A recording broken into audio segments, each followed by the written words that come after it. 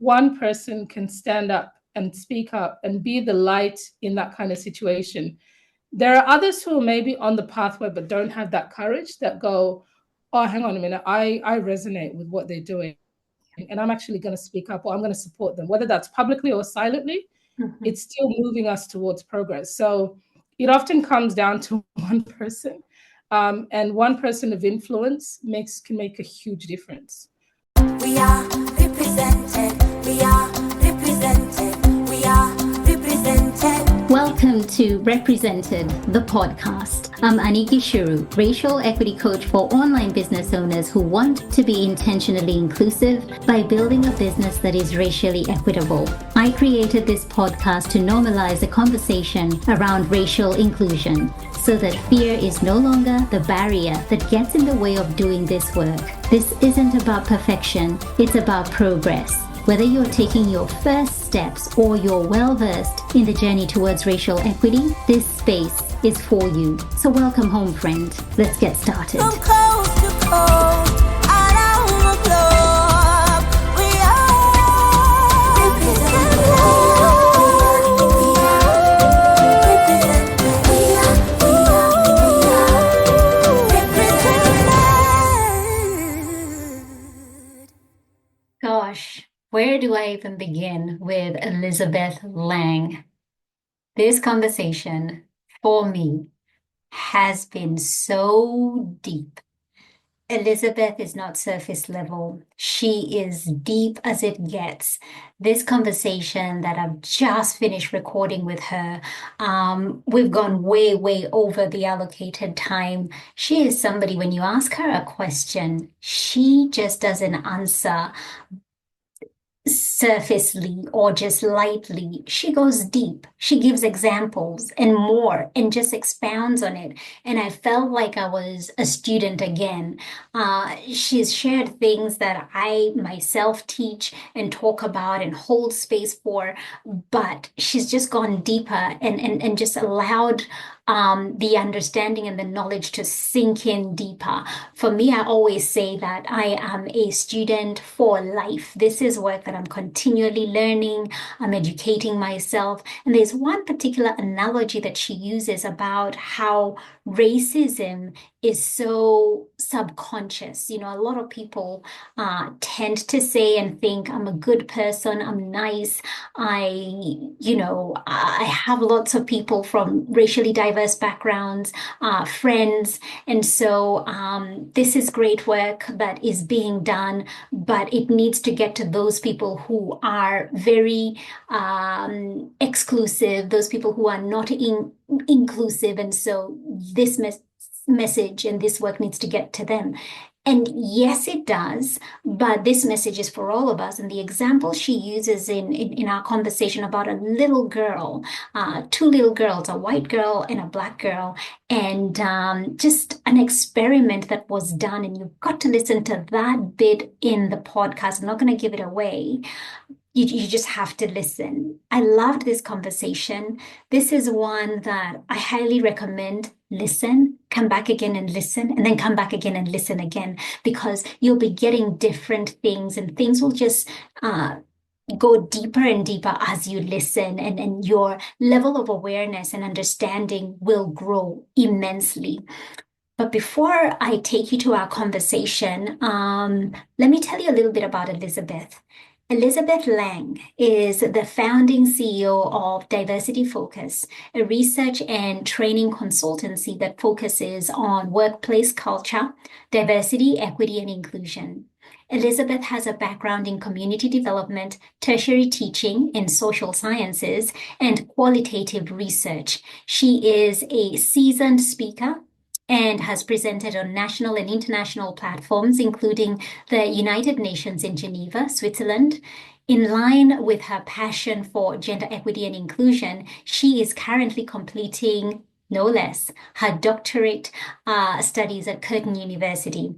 In recognition of her work, Elizabeth was named in the 2021 Global 100 Under 40 Most Influential People of African Descent.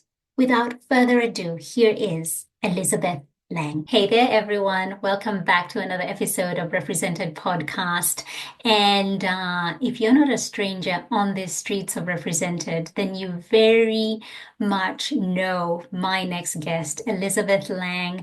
If you've been in my program Represented, you know how you love her. And she is here, and I cannot wait to have this conversation with you, Elizabeth. Welcome. Thank you. Thank you for having me. It's great to be back again. I'm happy to have you. Elizabeth, for the sake of those who may not know you, could you please share a little bit about how you arrived here doing this work of racial and gender equity?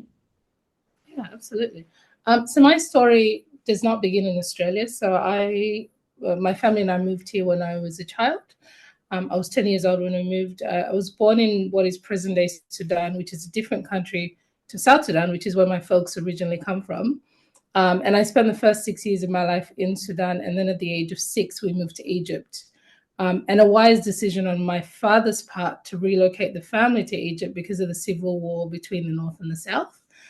And so I spent 4 years in Egypt. And then I think just by chance encounter, the United Nations High Commission for Refugees had an office in Cairo, where we were staying at the time, and they were processing applicants who wanted to relocate on humanitarian grounds. And so through that, my father applied and we ended up here.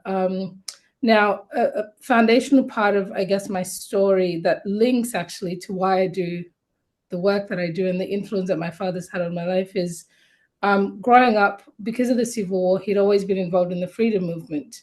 And because of that, when you are anti-government, there's always a target on your back. And I think for him, he was always very conscious that it was not safe. Even though in Khartoum, where I was born and where I stayed for the first 6 years, there was no concept of danger or, I mean, the war, the destruction was happening largely in the South. So we were completely sheltered from that. In fact, when we moved to Egypt, it was kind of like, because they didn't sit us down and explain that there's a civil war. We just thought it was a family holiday. And it's not really until I got older and that I started to hear of a civil war. And because when I think back to my childhood, I had a very normal childhood. I went to school at the age of 5 or 6.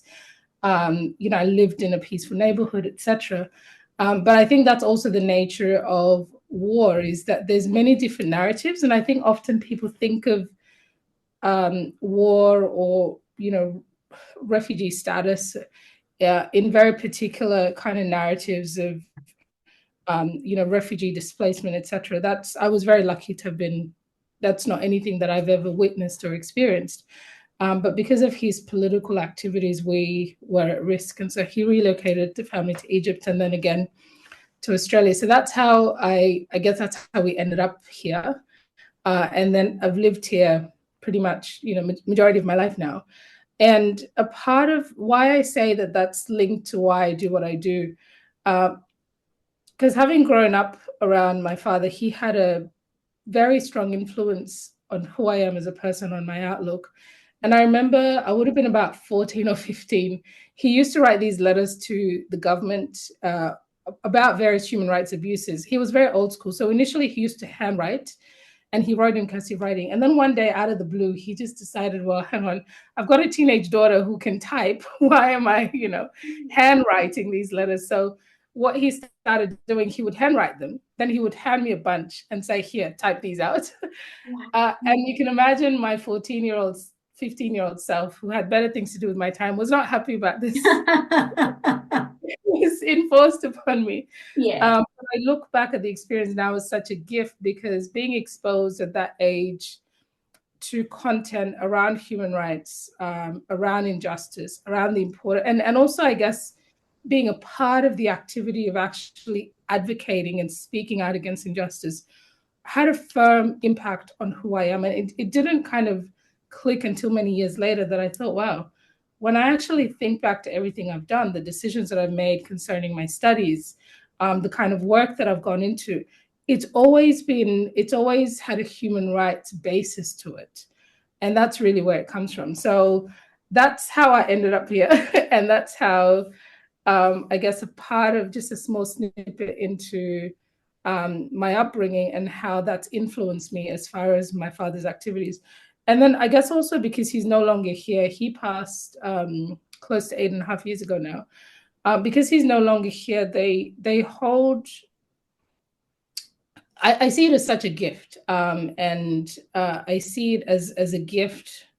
Yeah, it's really shaped who I've become, and I'm really grateful for that. So that's a little part of my story. I'm not sure if I don't think I shared that last time, but thought I might get a different angle this time.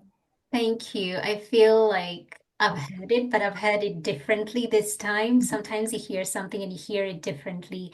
And yet, you've told it differently from last time.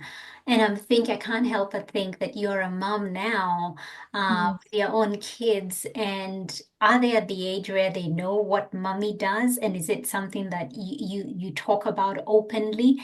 And are they showing any interest? Mm. They definitely know what I do.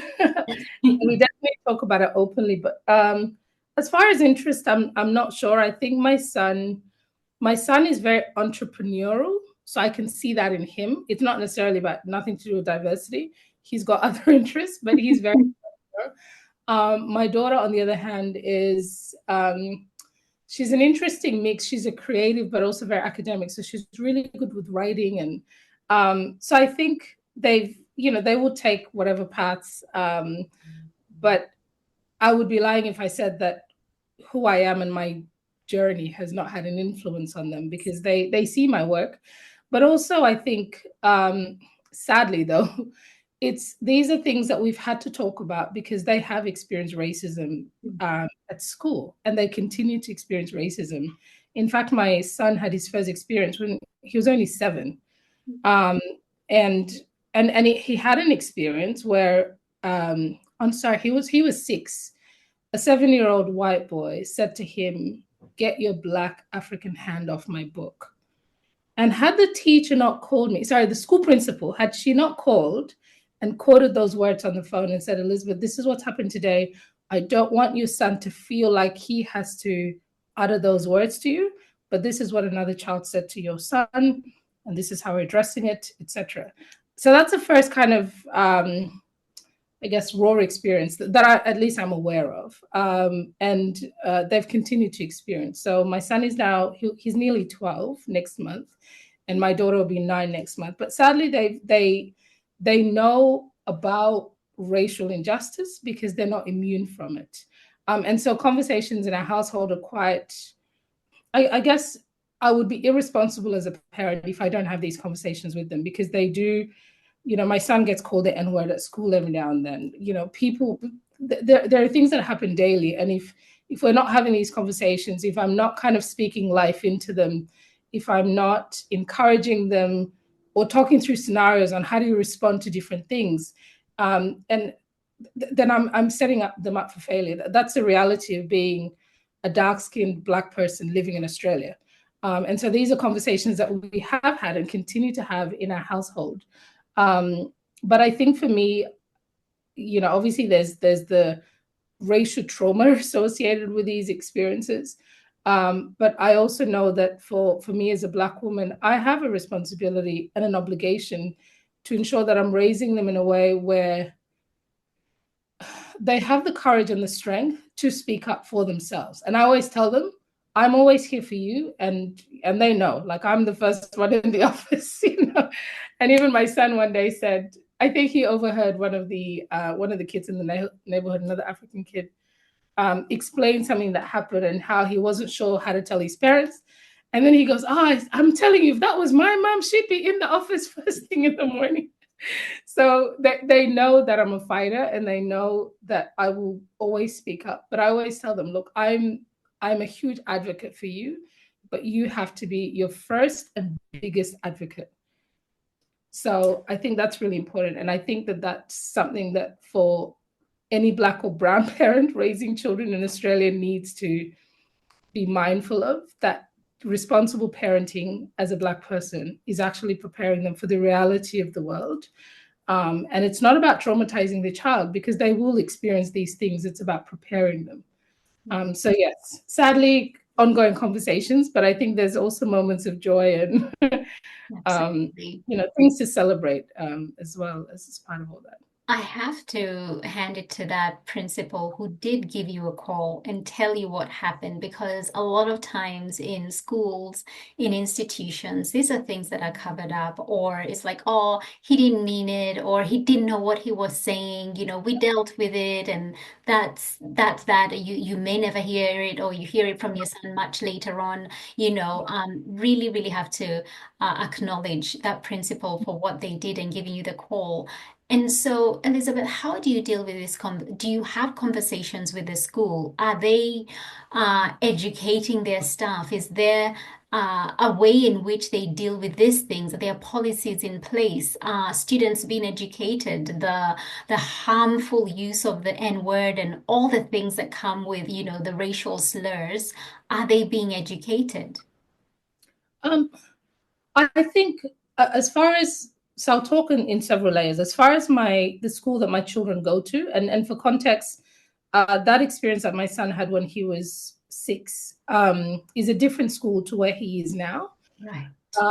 Now, the school where he is now, there's been many, many issues in the past which have not been addressed to my satisfaction. So the usual scenario is, someone said something, but it was kind of minimized, or it sometimes even attempts to completely deny it. And I say, look, my kids do not make up stories about racism. Yeah. In fact, they don't like talking about it. It's a very uncomfortable topic. So for you to stand here and try to gaslight me that somehow it's in their imagination, or they're reading into it, or they misheard, you don't mishear, you don't, it's just not possible. So I think in terms of my kids' school where they are now, they're starting to get better, and particularly because things got really, really bad with my daughter this year. And so they've started to listen more and more. As far as educating teachers, I've sent them resources in the past. I've sent them free resources. More recently, we had a meeting when things really got bad. I said, look, you guys need to do something about this. There are many scenarios where my kids will say the teacher heard it, but then they pretended like they didn't hear anything, and then other kids think it's okay. And I'm always telling the school, choosing not to respond is also a response, and it's a very harmful response, because it says to the child who's been racially abused that they have no safety and that there's no one to trust in the school. And it also communicates the message to the child who maybe makes a racist comment that I can get away with it, and that comment is actually okay. And everybody else who's observing sees these dynamics and they go, oh, so this is the standard around here. Mm-hmm. So I'm kind of always in the office. I've lost count how many times I've gotten in there. But more recently, and I think this speaks to the nature of this work sometimes, is more recently things have changed. And it was actually my son who noticed, who said, oh, Mom, it's not until Miss Spencer came along that things are starting to change at school. Now people are getting, expelled or suspended or whatever. People are being made to sit, in the principal's office for lunch, depending on, the severity of maybe the comment. Yeah. And it was my son who picked it up and said, oh, it's only until Miss Spencer came along. And I thought, wow, that's a really interesting observation, because it's true. Yes. They are more active and listening more and seem to be doing more. But that's only very recent. But that's because there's one person who said, I'm not going to tolerate racial violence at school, and I'm going to address things as they arise. And sadly, when you look at, workplaces and other scenarios where these things happen, it's very similar. People will hear a comment, so maybe there's a nervous laugh, maybe there's people are uncomfortable, no one says anything because someone is going to address it. There's just total silence. And that silence is a very powerful and a very harmful response. And that's what I've continued to tell the school. You can sweep it under the rug and pretend like it's not a problem, but there will come a time when you're going to have to respond. And I think what's prepared me to some degree with the dealing with schools was long before I had my children, with my niece, who, I just hear her talk about these things. This happened at school and the teacher said, and someone did. And I'd go, hang on a minute, what? And I started telling her, look, next time there's a meeting, they call your mom, call me and I'll come along. Now my daughter, sorry, my sister, she's the most gentle, like she will not challenge anyone. She'll go in there and apologize, and I'll go and I'll sit next to her. And after she's done massaging the situation, I'll go, hang on a minute. So you've explained that this, and that happened. Were you a witness? No. But you believe the white child and you've assumed that my niece is lying, and you, as a result, have suspended her for 3 days. Or, comments about, a group of 5 African girls were sitting together and one teacher said, oh, you look like a gang. Why don't you sit with other kids? And I say, do you go around to groups of 5 white children and say, you look like a gang? That's a racist comment. In fact, one of the last meetings I had, this was many years ago, about 15 years ago, I said to the principal and the people that were in the meeting, I said, look, this is about the 3rd time we've come in here, and there's a bit of a theme with these conversations. I just want you to know that we're getting tired of this, and the next time we get a complaint, I'm choosing not to deal with you any longer, and we're going to go straight to the Department of Education. And as a result, they kind of backed off my niece, but sadly, they've continued with the other kids. And I think that that's often what happens with racial violence, is that particularly in an institution, whether it's a school or a workplace, when those in leadership are either uncomfortable or for whatever reason choosing to be silent and not respond, it sets us a very harmful standard for the culture of whether it's a school or the workplace. And sometimes you just need one person who goes, you know what, this is not okay, and we're actually going to do something about it. Mm-hmm. And when that one person can stand up and speak up and be the light in that kind of situation, there are others who are maybe on the pathway but don't have that courage, that go, oh, hang on a minute, I resonate with what they're doing, and I'm actually going to speak up, or I'm going to support them, whether that's publicly or silently. Mm-hmm. It's still moving us towards progress. So it often comes down to one person, and one person of influence can make a huge difference.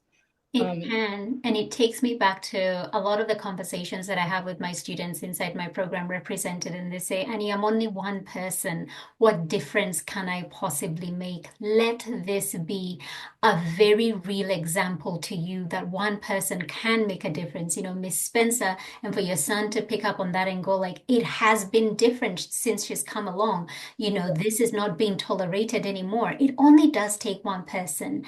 And I've followed you throughout this year on LinkedIn, Elizabeth, and one of the things that has come through is silence being a weapon in the face of racism, especially as it pertains to the war that we've witnessed in the Middle East and many other things that have come up. Silence is a weapon that is used, and a lot of times silence is what has allowed things to get to where they are. What do you have to say about that?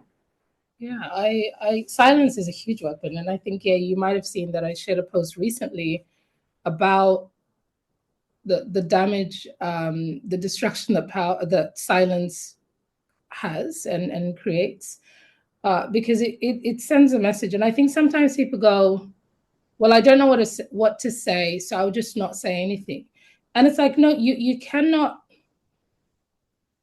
however you choose to respond is a response. You need to just accept that to begin with. And silence can actually be weaponized. And I think we've seen that, around the world with what's been going on in the Middle East, with even people's resistance to calling what's going on in Gaza a genocide. Yes. When you look at the Genocide Convention,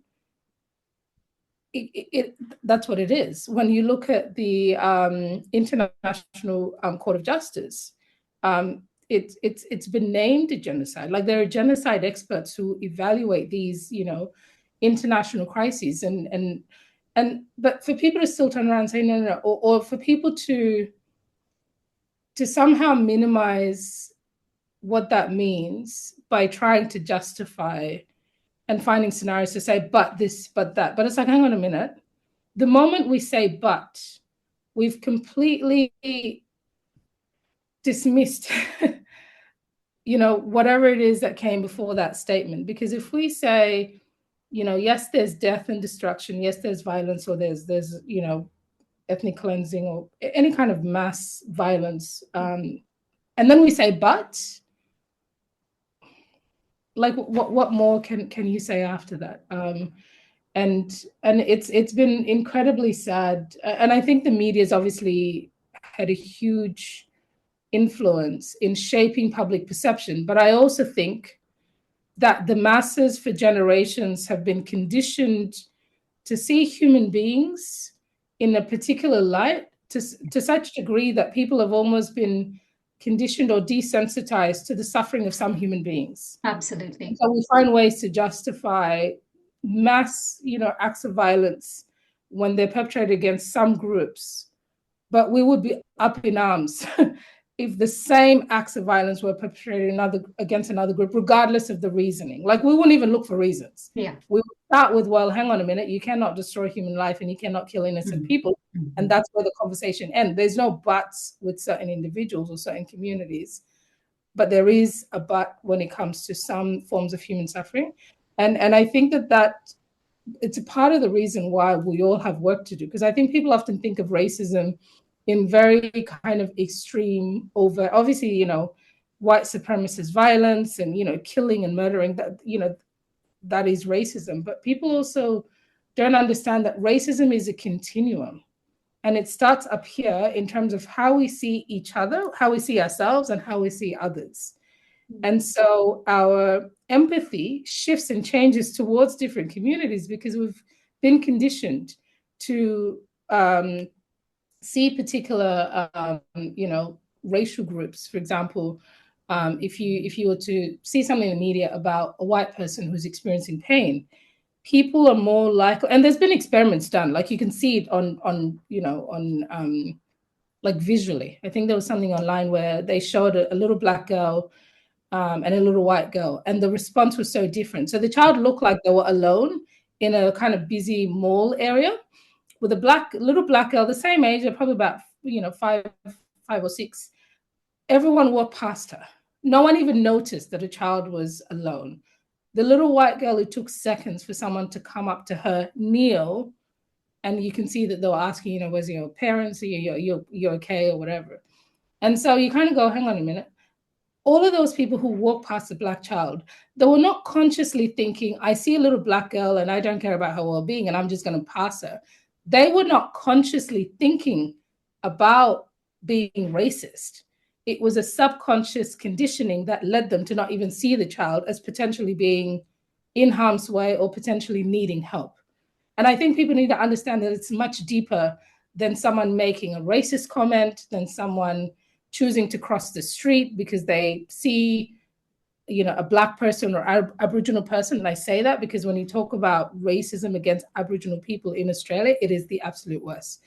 And I can confidently say that even as a very dark-skinned black woman, the racism that Aboriginal people experience is far worse than what people that look like me experience.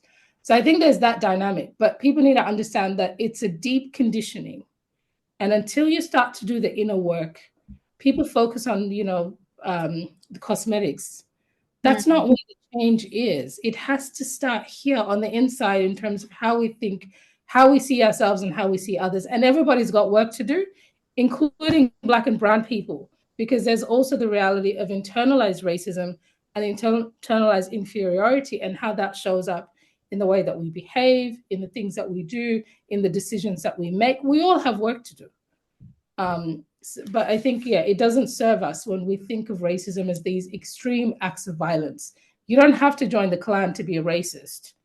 You can have very racist ideas and be married to a Black person, have a Black child, work with Black people, have a Black friend. People say, oh, I can't be racist, I've got a Black friend. No, that doesn't give you immunity from racism. Elizabeth, oh my goodness. Like that example you've given about unconsciously being racist, that example of the little child is absolute gold. Absolute gold. And if you're listening to this and you're going like, I hadn't looked at it from that perspective, please know that there is work to be done. Because a lot of times the conversations I'm having, people are like, you're doing great work, Annie. Keep it up, keep going. And they think that this is the work that is required for those who are racist, those who are extremists, those ones we've probably lost them and they're not going to come and sign up for a class with you or myself. It is us, those people who are in everyday conversations, those people who are thinking, oh, but I'm kind, I donate, I have, World Vision children that I'm supporting, and so on and so forth. You kind of exempt yourself. You kind of feel like I'm immune to this, to your point, as you said earlier. But there's so much that we don't see and we don't know. And even as Black and Brown people, as you've said, there's a lot of work for us to do, that internal inferiority, how we are showing up, how we are speaking, how we are occupying or not occupying space, how we choose to wear our hair or not wear our hair, what will be seen, professionally or not. Like, there's no way I could have shown up in my corporate job looking like this. The comments I would have gotten would have been impossible to go through my entire day because somebody would have had something to say about my hair. And so the point here is there's a lot of work to be done. Now, Elizabeth, we're almost at the end of 2024. What have you witnessed in your work as far as racial and gender equity goes, be it locally here in Australia or even internationally? What have you witnessed this year? Yeah, I've witnessed a lot. I'll just say, just to kind of close off, I love the way you summarized it. A takeaway for people: remember that nice people can be racist too. So I think that's important for people to keep that in mind. Now, as far as what I've witnessed a lot, and I've witnessed a shift. Obviously, what's happening overseas, particularly in the United States. I keep an eye on a lot on kind of the global aspects of my work. Yeah. Because it does shape, Australia is always only 2 steps behind the US and the UK. There you go. And I knew long before, like when I started to kind of see signs of the backlash in the US, it got really bad really quickly, I think more than I had anticipated. And I've seen how that is starting to influence people in Australia. Now, my experience has always been, when we talk about equity, when we talk about diversity, etc., race has always been the poor cousin. Everybody wants to talk about everything and anything when it comes to diversity, but no one wants to talk about race. So that's always been my experience from day one when I started doing this work. But it's gotten worse gradually because obviously there's more ammunition now with what's going on in the US and the massive backlash to DI, to the degree where there's like legal battles. Yes. Universities have been taken to court for affirmative action, etc. It's really bad. And Australia being always one that follows the US, the trend has sadly come here. But I think Australia is more in danger when I compare it to the US, because even though the US, there's very kind of, the US has got extremes on both ends, extremes in terms of what we see with racial violence, but also extremes in terms of, like, positively, in terms of the dialogue and the conversation is so much more progressed, and there seems to be more of a willingness, at least on scale, to address racial inequity in the US. Right. Now, Australia is much more vulnerable because Australia does not have that foundation. And so when we're starting to kind of sow the seeds of equity and justice and racial justice in Australia, and then to have them completely kind of just uprooted, but before they've had time to kind of germinate and grow, it's really scary. And I think people are not understanding the gravity of what's going on in the US and the impact in Australia. Because Australia has never been a country that has been open to talking about race. I mean, even just saying the word race or racism, you can almost hear a pin drop in the room. An anti-racism workshop, and then you say the word racism, and then people get uncomfortable. It's like, well, we're going to talk about the thing, and we can't address a thing that we're not willing to give a name. So let's start there. But that's where Australia's at. There's such a resistance already to talk about racism. And for the influence of the backlash to then come into an environment where the conversation hasn't actually really started, I would say. I think that's, I'm not minimizing that there has been progress, but in all honesty, I think DEI is branded as this generic thing about equity. And we want to talk about equality in very general terms. And we're okay talking about with specific forms of inequality. But the moment we bring up race, people get uncomfortable and the conversation either gets watered down or dismissed or shut down. And interestingly, what I've also noticed is when you talk about inequality in general terms,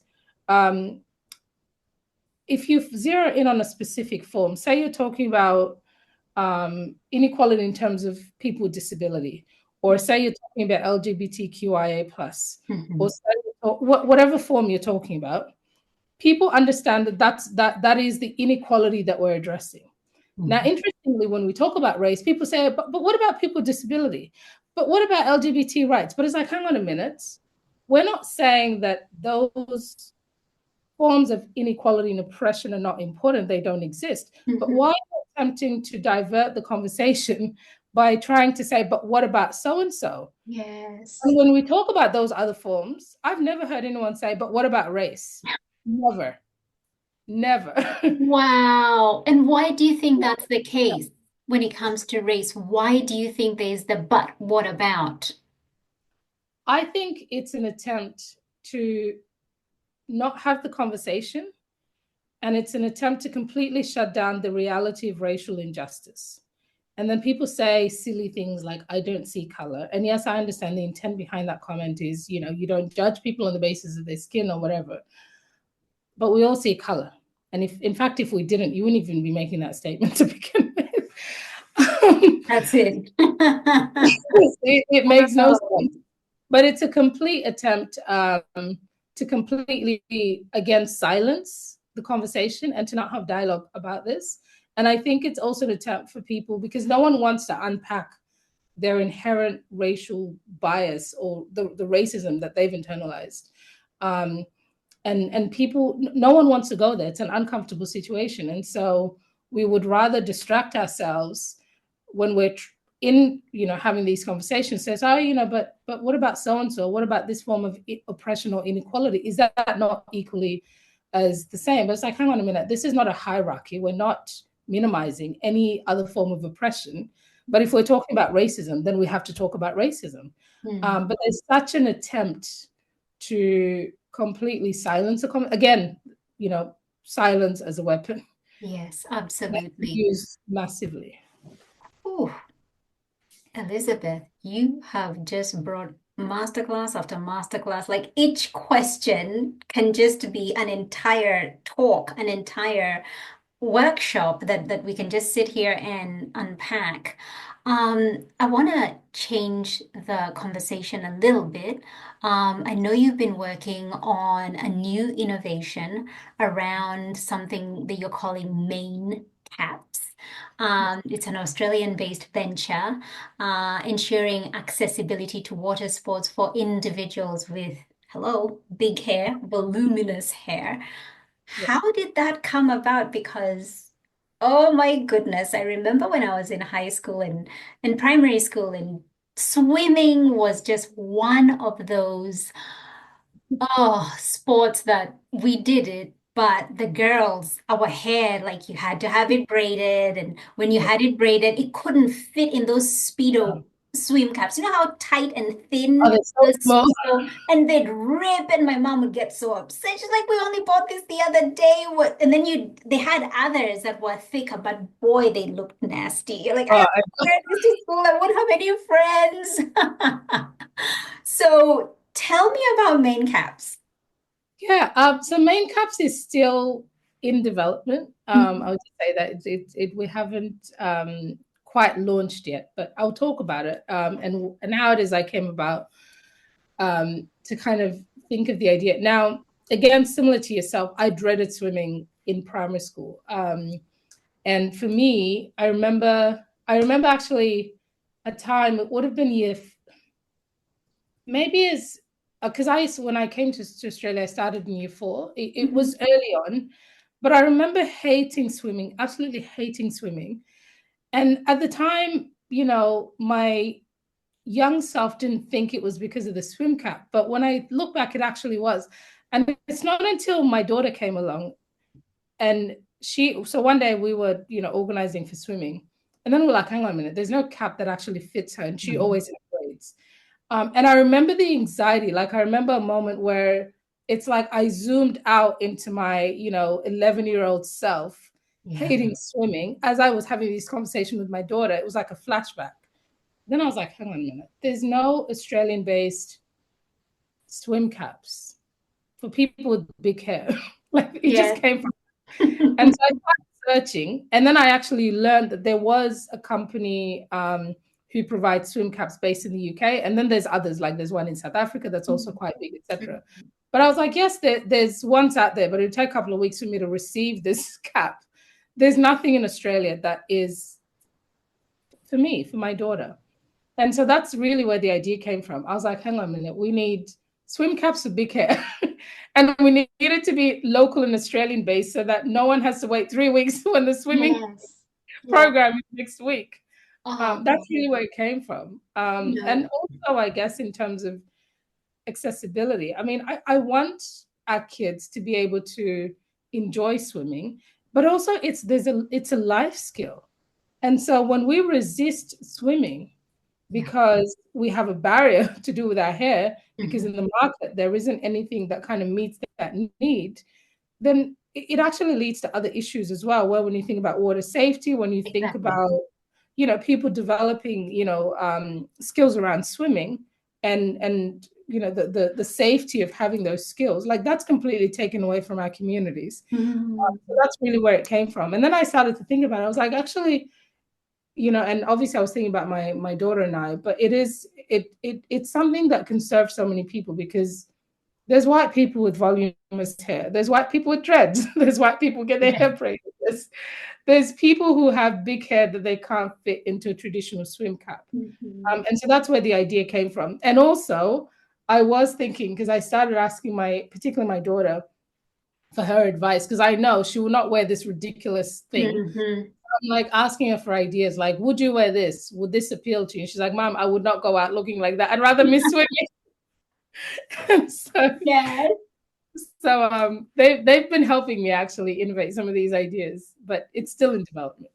I must say, I love us as, Black individuals, because we're so innovative. I was talking to Yemu Piri just a couple of weeks ago, and her podcast episode dropped last week, and she was saying the need she saw in corporate Australia in terms of, women of color not having mentors, not having a space where they can come together and support one another, particularly those who are mums, and you come back into the workforce and people are having, catch-ups and get-togethers when you can't do that. If it's early in the morning, you've got to do school drop-off or daycare drop-off. You have to leave at a certain time because you're doing that school pickup. And so you miss out on this, people who are getting together, catching up and growing, and, opportunities with people who are in positions of influence. And so she began a group. And I love us that we see a problem and we don't just stand by and wait for somebody else to have a solution. We are doing something about it. And even when going back to this issue of silence, when people are being faced with issues to do with racism, that people are beginning to speak up now. Before, it was very much, I don't want to rock the boat. I don't want to lose my job. I don't want to be branded as that angry Black woman. And so I'm just going to toe the line. But that is changing. People are speaking up and saying, no, I will not be silenced. I will absolutely say exactly what is going on here, and I will let the public and the justice system be the judge here, because what is happening is not right. Absolutely. Yeah. And I think it's high time that we do that, because it's not serving anybody when we are silent about our own experiences of oppression and injustice, or when we're silent when we witness it to other people around us.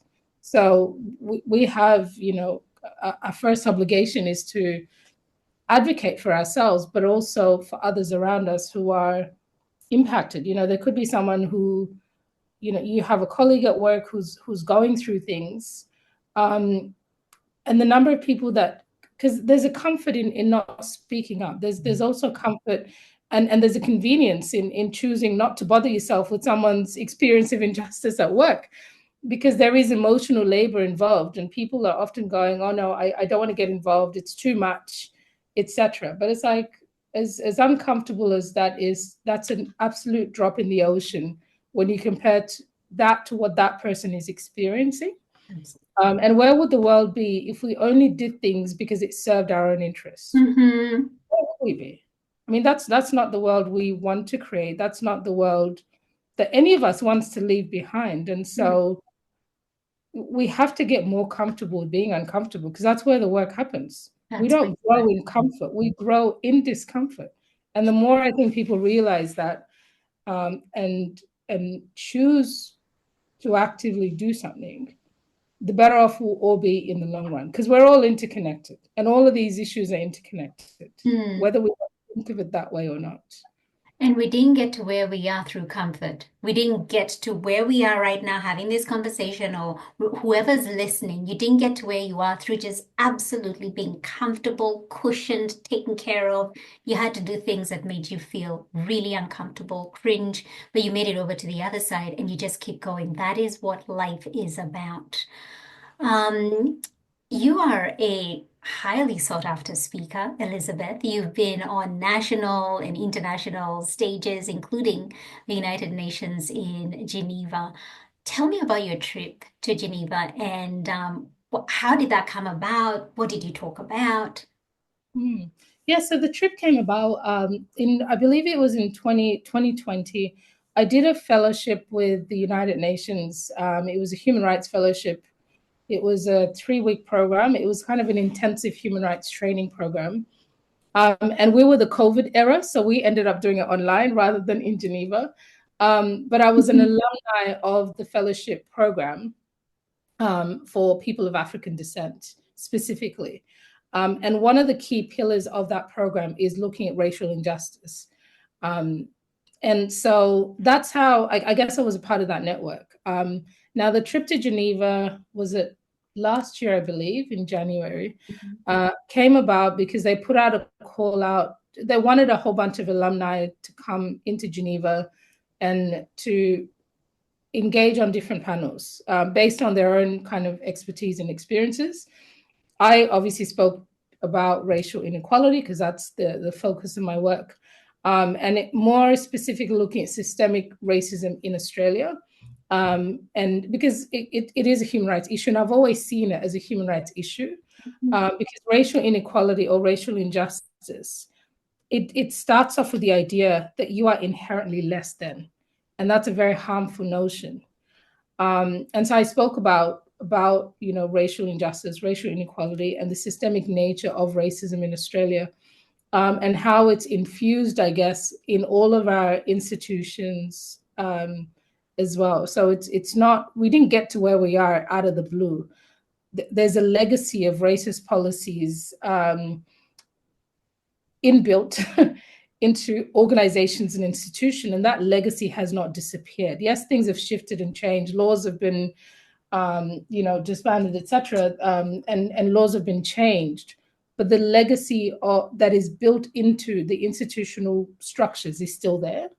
And so I spoke about that at the UN, and it was great to be with, I guess, alumni, but also with other advocates around the world, people of African descent. So people from the United States, people from the UK, Canada, like all over the world. And what's interesting is, despite the fact that we all come from geographically all over the planet, there's such a theme in terms of our experiences.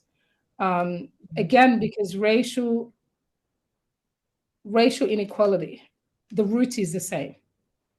And so when you've got that root, no matter where the branches go around the world, the root of it, it's there's going to be a flavor in Australia, in the US, and Canada that is very similar. And so we have similar experiences around the world when we talk about racism, because it's inbuilt into all institutions globally. And I think, yeah, so that was my Geneva trip, and that was what I kind of focused on as far as my presentation. The other things I might just mention, which actually came about as a result of being a part of the alumni and then going to Geneva last year, was a group of us came together, particularly in kind of the Southeast Asia region, where we said, hang on a minute, for people living in Southeast Asia and around Australia, there isn't a global network to look at experiences of people of African descent in this region. And so we ended up coming together. It's still kind of in the formation stages, but have founded a network for people of African descent, focused specifically on looking at the experiences of racial inequality that people of African descent experience in this region. And I've learned so much through that experience, like to know that there are people of African descent, for example, in various parts of India and Pakistan who've been there since the 16th century, was mind-blowing. And some of the consultations we're able to have in the region with people of African descent who have lived there for generations. There's such a commonality of experience, but in some regions, just brutal experiences of racism, where people are fighting for basic access to healthcare and school, etc. But again, the basis of the racial inequality is the same. It's far worse in other areas, but we've seen that there's a lack of focus on this region, and also just an understanding that there are Black people in many parts of Asia who have been there for centuries, who are completely at the fringes of society and excluded from opportunities. And so that's something that's grown out of that. And it's been incredible. I've learned so much just by engaging with the group and then holding the consultations in the region and having people of African descent saying, my grandparents lived here. This is what we're called when we walk down the street. And it's a commonly accepted term, but it's a racist term. Again, it's that streak, there's a similarity of racial injustice when you look at it globally. And so the work with the UN has really been, it's been powerful in that sense to go, all of these issues are interconnected at the local level. When we look nationally in Australia, but also globally, there are interconnections across. And in order to address these issues, we need to look at it from a systemic perspective. Yes, we do. So many things that I could ask you about that cohort, that group of people, so needed. I did not know about the whole existing since the 16th century in Southeast Asia. And no, that's a whole conversation that I'd love to have at some point. You are so right in saying that, racism is the root is the same. It might be in different locations, different people and way of life, but the root, it's coming from the same place and it's giving birth, and it is, in different places, but it's still from the legacy that you speak of continues. And what a powerful force then is racism, from its roots, from its origin, to how it has spread out all over the world, and to still be as strong and as powerful as it is today in 2024 is just astounding. Oh, completely astounding. I think if people can remember, if I think of the analogy kind of like a tree, so the roots are what we talked about, and then it's got the trunk, and then it's got branches, and then it's got the leaves, and then there's the shadow. So that's, I kind of think of racism as that. You've got the roots, you've got the trunk where maybe it's really strong and we're seeing maybe acts of racial violence, where, we've got the branches where there's inequality, but it's kind of not in your face. You've got the leaves, that's going to be, people are going to maybe experience being dismissed casually, etc. And then you've got the shade. And maybe under the shade is where some of the progressives might be, where they go, I'm nice, I'm not racist, I've got Black people in my network, etc. But you're still under that shade. So you've got work to do. We all have work to do again. So that's what I say. I kind of liken it to that no matter which aspect of the tree, we have to address it from the root. I think the people in the clan are maybe part of the trunk that is probably going to be very hard to, we've probably lost them. Yeah, but we're not but there's people under that shade. we're not there for them per se. It's the majority, they're such a small number, but it's the majority where the work belongs and where we can begin to see the change. Because if one person can have so much power, like in the school we were talking about a little bit earlier, one person, how much more if all of us come together and begin to speak up and make change and educate ourselves, because it begins by education and not assuming I'm nice and so I don't need to hear this conversation. Yes, you do. We all need to hear this conversation. Almost getting to the end, Elizabeth, I would love to hear a little bit more about this book that's in the making. Wired for Bias is what you're calling it. And I was reading a little bit about this, book, which I cannot wait to get my hands on. A groundbreaking exploration into how machine bias perpetuates the marginalization of racial minorities across industries. Gosh, how did this particular idea for the book come about? Thank you for asking. Firstly, I will say the book is far from publication. It's gone through several phases, and I've pushed and pushed the publication of it. But the biggest, I guess, challenge for me has been the PhD. So that's priority number one right now. Mhm. But the book came about, it was in 2018 when I came across an article where I was reading this article, and it was about a health device in the 1950s or something. And the article is talking about how the device, somewhere along the process, somebody picked up that the device wasn't accurate for certain groups because it didn't take into account certain factors. And so someone picked it up, but for whatever reason, nobody bothered to actually, address the issue and rectify the problem. And so they went ahead, created this medical device, and for generations have made medical decisions on it. And when I read this, I thought, gosh, people have probably died as a result of misdiagnosis and the wrong treatment administered as a result of wrong reading. And when I read that, I was like, this is horrific. Like, it really stuck with me. And that's where it came from. I read that and I thought, hang on a minute. We often think like machines are, like they're neutral, they're not biased. But I was like, hang on a minute. Machines are, they're built with bias. They spit out what you put in. Yes. And so that's where the idea came from. But I struggled with it because AI didn't exist at the time and there was no kind of language around it. Mm-hmm. But I just kept going back to this medical device and going, machines are biased. Every machine that's been created. And I guess I was focusing a lot on health because this was the article I was reading. And I think with health, there's more kind of tangible, real life, direct examples you can kind of derive. So that's where it came from. And I started to collect articles and stories that link to this idea that machines are inherently biased because they're created by biased human beings. And then I parked it for many years because I struggled to kind of have language around it. And then AI came out and it was like, whoa.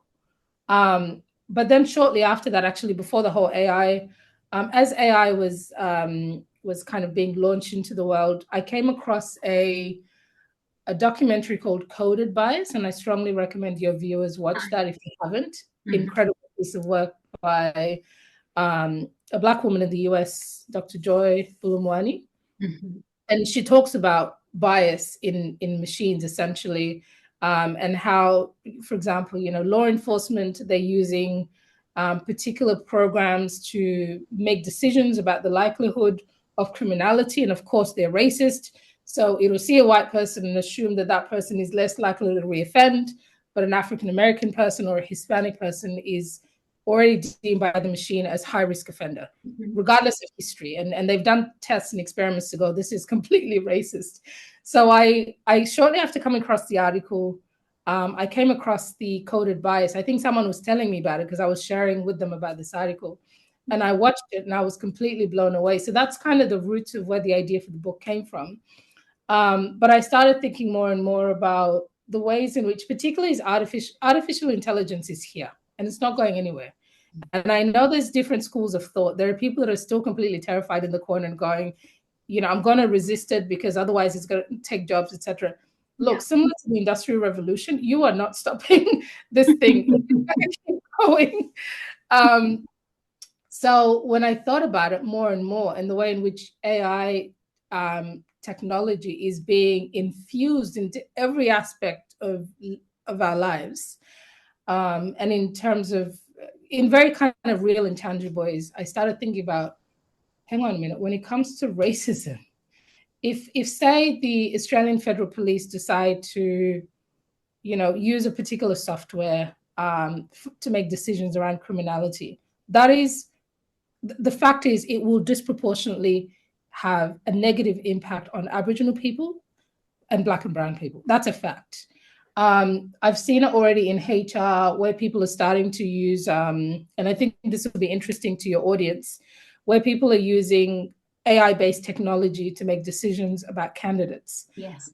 But it's been programmed to see a qualified candidate in a very particular light. So it's going to reject diverse talent because it does not recognize it as talent. It's inherently racist and inherently biased. And I think the more we accept that, it's not about not using technology, because I'm not saying just abandon AI. The reality is not going anywhere.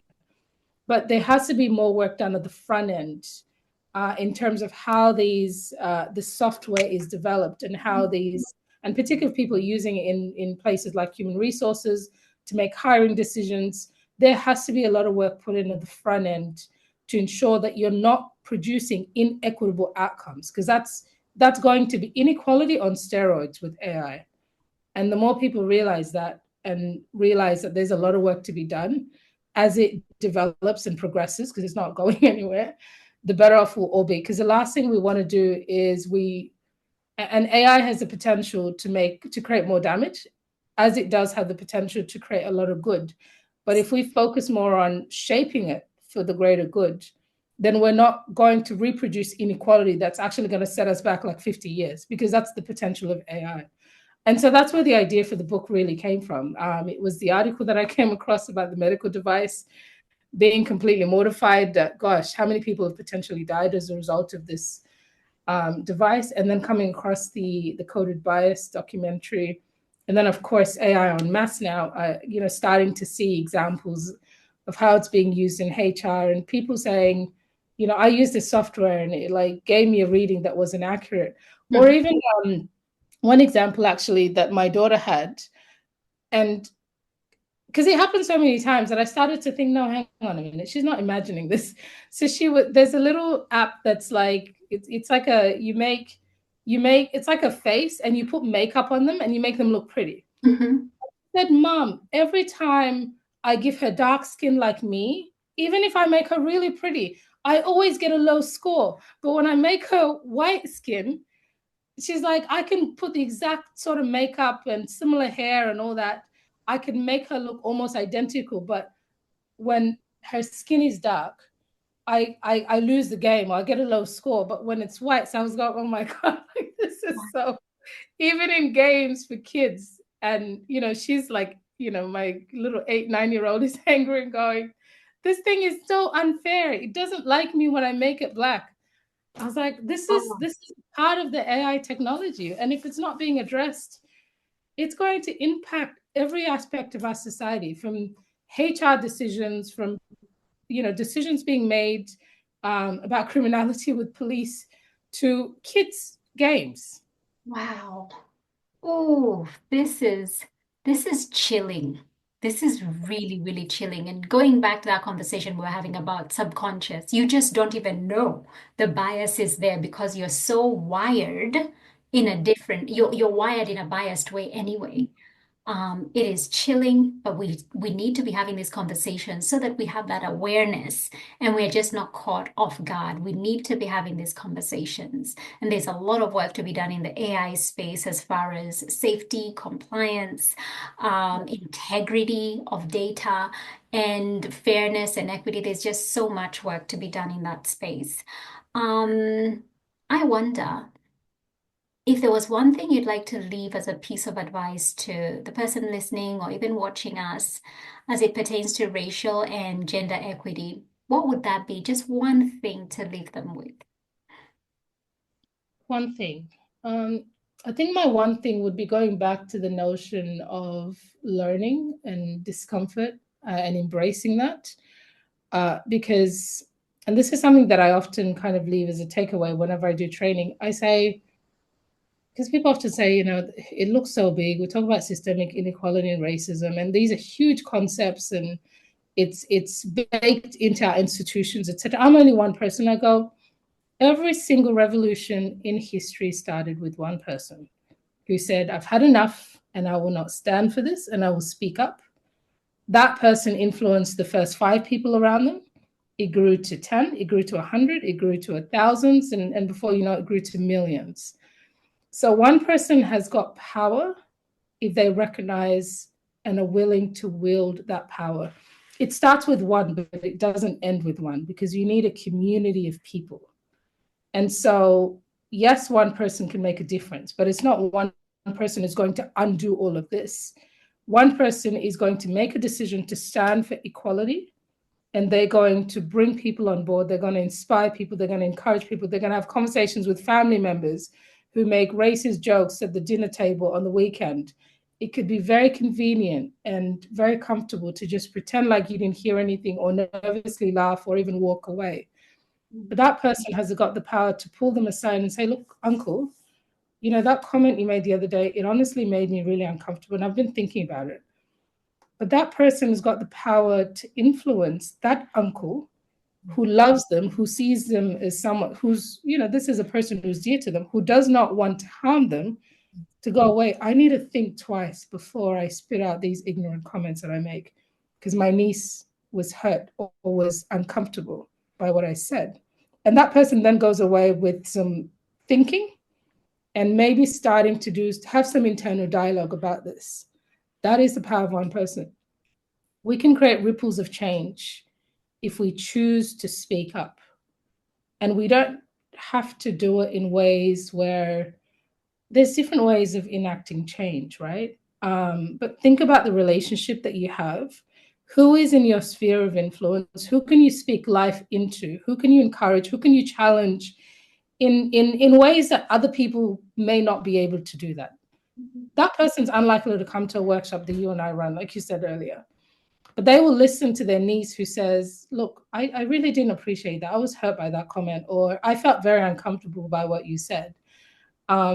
And that person, once they change, I'm just using the uncle as an example, that uncle has maybe got children, other family members who are going to be influenced by the positive change that they have begun in themselves. And so that's about one person. It's your immediate sphere of influence that you can shape, but also the ripple effect that grows. And we don't always know the impact that we have.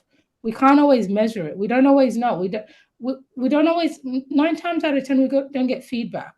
Yeah. But choosing to speak up, someone might walk away and completely change the trajectory of their thinking or of their life because of the influence that you've made, because of what you've said.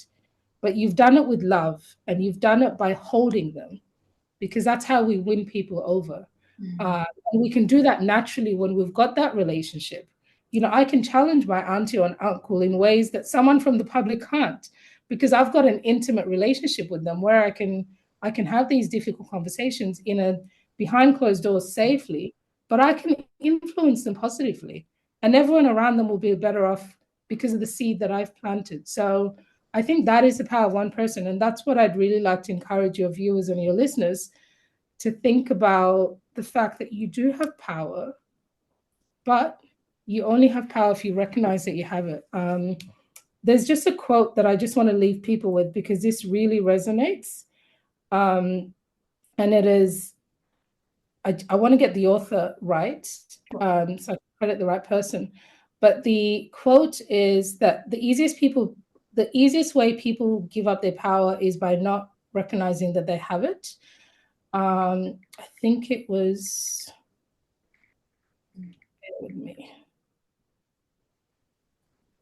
Yes. It was a quote by Alice Walker. I knew that's who it was. I just didn't want to name the wrong person. Yes. And she says, the most common way people give up their power is by thinking they don't have any. And an incredible, inspirational, Black woman in the US. So that's what I'd leave people with. You do have power, but you give it away by not recognizing that you've got it. That is a powerful quote. We will pop it on the show notes as well. One final question for you, very briefly. If fear was not a factor, because I know in the realm of the work that we do, there's a lot of fears that we go through and silencing and all those sorts of things. If fear wasn't a factor, how do you think you'd show up more in your work, Elizabeth? Wow, that's an incredible question. If fear wasn't a factor, how would I show up more?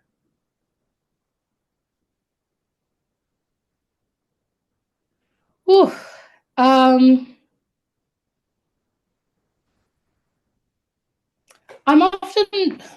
I pick and choose vulnerability in workshops and in terms of what I say, and I kind of gauge the audience, the energy in the room, and then I make intentional decisions about the kind of examples I might share, etc. But if fear was not a factor, because some of those decisions are motivated by fear, and sometimes I think by safety as well. If I don't feel safe to share a particular story, then I won't. But that also comes from a place of fear. What will happen when I put this out there, given that I don't trust the environment that I'm in? Yes. I think I would be much more, I would share more of the deeply personal and painful experiences with every single audience, rather than some audience hear it and some don't.